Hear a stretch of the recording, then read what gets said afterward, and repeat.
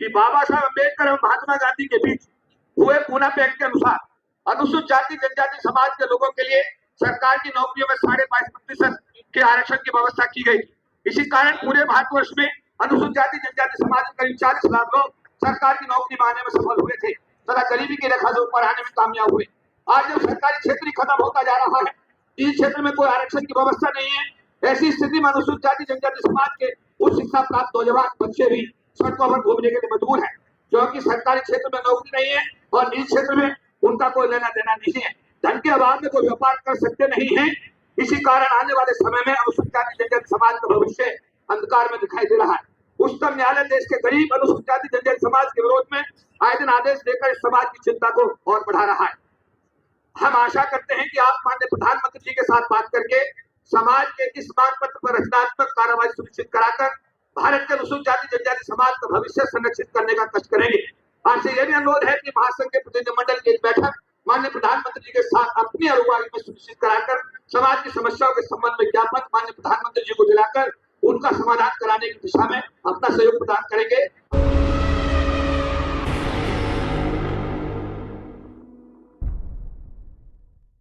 बाबा साहब अम्बेडकर, बाबा साहब अम्बेडकर, भारत का संविधान जिंदाबाद, जिंदाबाद, भारत का संविधान जिंदाबाद। आज क्योंकि मंत्री जी को अभी ठीक 8:30 बजे की फ्लाइट से जाना है, तो आज मैं भाषण नहीं दूंगा क्योंकि मेरा भाषण भी लंबा होता है। मैं सिर्फ एक ज्ञापन मंत्री जी के नाम तैयार करके दिल्ली से लाया और उसमें भावना यह है कि बाबा साहब अम्बेडकर का जो स्टेचू 2 अप्रैल 1967 को स्वर्गीय बीपी मौर्य साहब के 7 साल के लंबे संघर्ष के बाद पार्लियामेंट में लगाया गया था, उसको वहां से हटाकर किसी दूसरे स्थान पर लगा दिया गया है। 9 अगस्त 2024 को दिल्ली की धरती पर सर जो पार्लियामेंट के अंदर पर दूसरी जगह एक तरफ रख दिया गया है जहां दूसरे महापुरुषों के साथ में लगाया गया है। तो उसमें सर से मैंने टेलीफोन पर अभी 30 तारीख को बात की थी। अभी रामनाथ कोविंद जी के पास भी मैं गया था। मैंने कहा सर ये 6 दिसंबर का इशू आ रहा है, लाखों लोग आएंगे, इस विषय पर एक आम राय बने, कोई ऐसी चीज ना हो जिससे समाज और सरकार के बीच में कहीं कोई ऐसी स्थिति पैदा हो। तो एक ज्ञापन सर के नाम पे मैंने बनाया है। आदरणीय अर्जुन राम मेघवाल साहब, माननीय कानून मंत्री भारत सरकार, हमारा रेलवे एसोसिएशन जो भारत का सबसे बड़ा एसोसिएशन है, उसके राष्ट्रीय अध्यक्ष Shri PL Bairwa ji, working president doctor Gnanasekaran ji, vice president Shri PC Murmu ji और हमारे बड़े भाई आदरणीय और राष्ट्रीय प्रधान महासचिव अशोक कुमार जी और M Mohan ji general secretary साहब और फजरार हमारे छोटे भाई प्रेम सिंह जी और देश के कोने कोने से रेलवे से आए हुए हमारे सम्मानित भाइयों और बहनों, हमने आज हमने मेघवाल साहब के नाम जो पत्र है श्री अर्जुन राम मेघवाल जी, माननीय केंद्रीय कानून मंत्री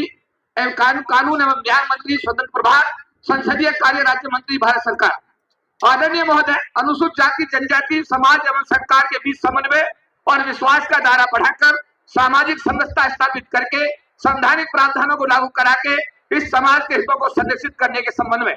सर्वप्रथम भारत सरकार द्वारा आपको कानून मंत्री के पद पर आपकी नियुक्ति का हमारा महासंघ हार्दिक स्वागत करता है तथा आशा करता है कि आप अपने कार्यकाल में देश के अनुसूचित जाति जनजाति समाज के अंतिम व्यक्ति को न्याय दिलाने की हर संभव कोशिश करेंगे। इस पावन कार्य में हमारा समाज हमेशा आपके साथ है। अनुसूचित जाति जनजाति संगठनों का अखिल भारतीय महासंघ सरकारी अधिकारियों एवं कर्मचारियों का सर्वोच्च संगठन है, जिसमें लाखों लोग पूरे देश में सरकारी क्षेत्र में कार्यरत है। यह हर विभाग में कर्मचारी संगठन है तथा सभी संगठन महासंघ के सदस्य हैं। इस नाते महासंघ के राष्ट्रीय पदाधिकारियों को हर विभाग में आयोजित होने वाले भिन्न भिन्न कार्यक्रम प्राय जाकर समाज के लोगों को जागरूक करने का कार्य करना होता है। महासंघ द्वारा अपने गठन 1997 से लेकर आज तक आरक्षण को बचाने, निजी क्षेत्र में आरक्षण लागू कराने आदि महत्वपूर्ण मांगों को लेकर राष्ट्रीय एवं अंतर्राष्ट्रीय स्तर पर रैलियां, सेमिनार, सम्मेलनों, प्रदर्शनों आदि का आयोजन किया गया है तथा अपने मांग पत्रों के माध्यम से समय समय पर तत्कालीन राष्ट्रपतियों और प्रधानमंत्रियों को अवगत कराकर उनका समाधान कराने का हमेशा सफलतम प्रयास किया गया है। हम आपके संज्ञान में लाना चाहते हैं कि कल 3/2024 को पार्लियामेंट परिसर के प्रांगण में लगी हुई बाबा साहब अम्बेडकर की प्राचीन प्रतिमा को संसद भवन से इसके मूल स्थान से हटाकर दूसरी जगह लगा दिया गया है। विदित हो कि बाबा साहब डॉक्टर भीमराव अम्बेडकर जी प्रतिमा को संसद भवन में स्थापित कराने हेतु बहुजन नेता प्रोफेसर स्वर्गीय बीपी मौर्य जी के कुशल नेतृत्व में देश के अनुसूचित जाति जनजाति समाज के लोगों ने वर्षों तक जेल भरो आंदोलन चलाया, जिसमें बाबा साहब अम्बेडकर के लाखों अनुयायी जेल गए और उसके बाद में लंबे संघर्ष के बाद 2 अप्रैल 1967 को प्रतिमा स्थापित हुई। आप 14 अप्रैल और 6 दिसंबर के शुभ अवसर पर आप प्रधानमंत्री जी, राष्ट्रपति जी, सभी लोग इन प्रतिमा पर, बाबा साहब की प्रतिमा पर जाकर के अपने श्रद्धा सुमन अर्पित करते हैं। आपसे विनम्रता पूर्वक निवेदन है कि आप इस गंभीर विषय को माननीय प्रधानमंत्री जी के संज्ञान में ला करके इसका अविलंब समाधान कराने का कष्ट करें, जिससे कि संसद भवन परिसर में परम पूज्य बाबा साहब डॉक्टर भीमराव अम्बेडकर जी की प्रतिमा को इसके मूल स्थान पर 2 अप्रैल, जहां ये 2 अप्रैल 1967 को लगाई गई थी, पर पुनः स्थापित करा करके बाबा साहब अम्बेडकर के अनुयायी की भावना का आदर कर सके। मैं हमारे अनुसूचित जाति जनजाति समाज का मानना है कि श्री नरेंद्र मोदी जी देश के पहले प्रधानमंत्री हैं, जिन्होंने संविधान दिवस को पहली बार आपके साथ मिलकर के भारत की संसद में बना करके बाबा साहब अम्बेडकर एवं उनके द्वारा बनाए गए संविधान के प्रति अपनी सच्ची निष्ठा एवं श्रद्धा खुले मन से प्रकट की है एवं खुले मन से अनेकों बार इस बात को कहा है कि बाबा साहब डॉक्टर भीमराव अम्बेडकर द्वारा बनाए गए संविधान के कारण ही आज एक गरीब माँ का बेटा भारत का प्रधानमंत्री कुर्सी तक पहुंच सका है। अगर बाबा साहब और उनका संविधान न होता तो ये कार्य असंभव था। श्री मोदी जी की सरकार द्वारा अनेकों ऐसे ऐतिहासिक कार्य किए गए हैं जो पिछली सरकारें कर सकती थी, लेकिन उन्होंने नहीं किया, जिनका संक्षिप्त ब्यौरा निम्न प्रकार है। ये पूरा हमने मांग पत्र में सारी चीजें लिखी हैं। इसके बाद में क्योंकि समय की समस्या है और क्योंकि मंत्री जी को बोलना है और अभी फ्लाइट का भी इशू है, तो लास्ट में मैं यही कहूंगा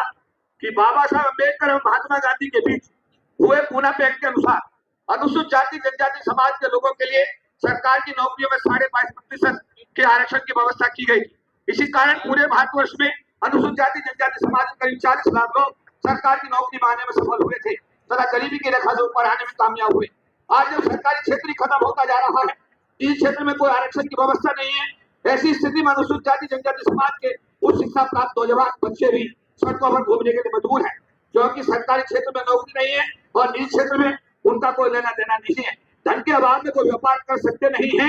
इसी कारण आने वाले समय में अनुसूचित जाति जनजाति समाज का भविष्य अंधकार में दिखाई दे रहा है। उच्चतम न्यायालय देश के गरीब अनुसूचित जाति जनजाति समाज के विरोध में आए दिन आदेश देकर इस समाज